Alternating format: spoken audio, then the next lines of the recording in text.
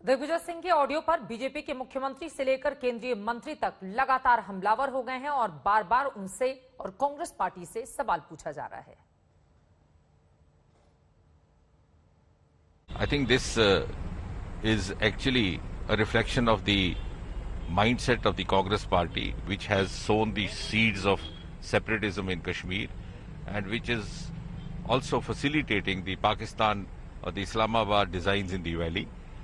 And whenever Congress party talks like this, it's a music to the ears of Islamabad, and it ends up further perpetuating terrorism, militancy in Jammu and Kashmir. ये कांग्रेस ही थी जिसने कश्मीर में धारा 370 लगाने का पाप किया था। हमारे यशस्वी प्रधानमंत्री जी ने, भारतीय जनता पार्टी की सरकार ने धारा 370 हटा दी। अब एक देश में दो विधान, दो निशान, दो प्रधान नहीं है, लेकिन कांग्रेस अब फिर पाकिस्तान की भाषा बोल रही है। कांग्रेस के नेता दिग्विजय कहते हैं कि धारा 370 हटाने पर पुनर्विचार किया जाएगा। क्या पुनर्विचार करेगी कांग्रेस?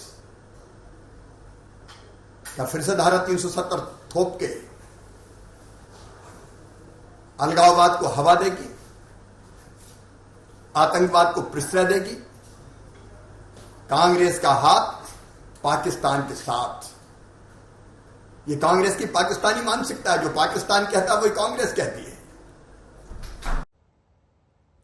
दिग्विजय को नेशनल कॉन्फ्रेंस नेता फारूक अब्दुल्ला का साथ जरूर मिला है, लेकिन उन्हें जम्मू कश्मीर के पूर्व डिप्टी सीएम की ओर से जवाब दिया गया। ये कोई नई बात नहीं है। इस प्रकार के बातें पहले भी बहुत कर चुके हैं और कांग्रेस हमेशा से एंटी इंडिया बात करती है। इससे पहले मणिशंकर अय्यर, जो कि कांग्रेस के बड़े नेता हैं, पाकिस्तान में जाकर कहते हैं कि आप हमारी हेल्प करो कि हम इंडिया में सरकार बना सकें। और आज जो दिग्विजय सिंह ने कहा है, अपने आप में बड़ा शर्मनाक है।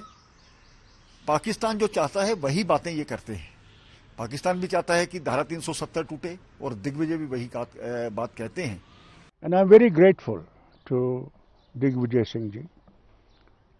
He has realized the sentiments of the people, as other parties of the nation who have also spoken about it. And they are very clear about it, that what you have done, you are losing the will of the people for the nation. And I think he has done well, and I welcome it heartily. Pakistan और 370 पर कांग्रेस नेताओं की विवादित बोल की फहरिस्त लंबी है। बीजेपी बार बार उनके बयानों पर कांग्रेस को घेरती है, लेकिन लगता है कि कुछ नेताओं को इससे कोई फर्क नहीं पड़ता। प्रस्तुत संकल्प को स्वीकृत किया जाए।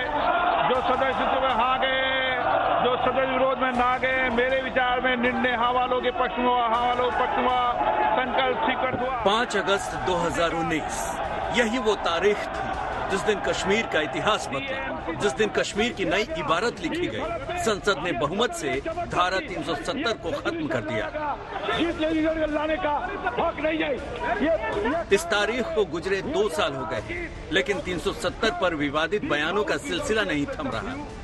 कांग्रेस में अपने बयानों से विवादों में रहने वाले दिग्विजय सिंह एक बार फिर 370 पर बयान देकर घिर गए।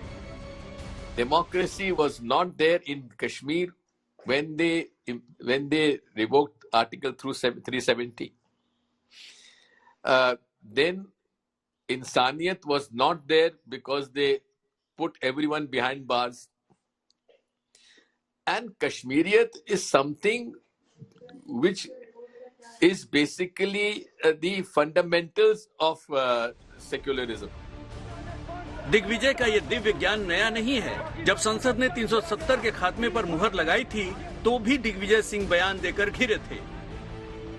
उन्होंने कहा था, कश्मीर को बचाना हमारी प्राथमिकता है।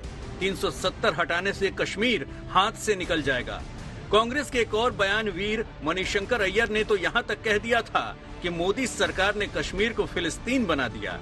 विवाद यहीं खत्म नहीं हुआ। कांग्रेस के एक बड़े नेता और पूर्व गृह मंत्री पी चिदम्बरम ने तो कहा था कि कश्मीर मुस्लिम बहुल है, इसलिए धारा 370 हटाया गया। कश्मीर और पाकिस्तान पर बयान देकर फंसने वाले कांग्रेस नेताओं की फेहरिस्त लंबी है। कुछ तो पाकिस्तानी मंच पर जाकर ऐसा बोल गए कि पार्टी को पचाना मुश्किल हो गया। 12 फरवरी 2018 को कराची साहित्य महोत्सव में शामिल होने गए मणिशंकर अय्यर ने बोल दिया कि दोनों देशों में हालात बेहतर करने के लिए लगातार बातचीत जरूरी है और ये नीति दिल्ली के पास नहीं है। वहीं 18 अक्टूबर 2020 को शशि थरूर लाहौर लिटरेचर फेस्टिवल में खुद तो नहीं गए, लेकिन वर्चुअली शामिल होकर बोल दिया कि कोविड को लेकर पाकिस्तान ने अच्छा काम किया, जबकि भारत में हालात अच्छे नहीं हैं। आज तक ब्यूरो।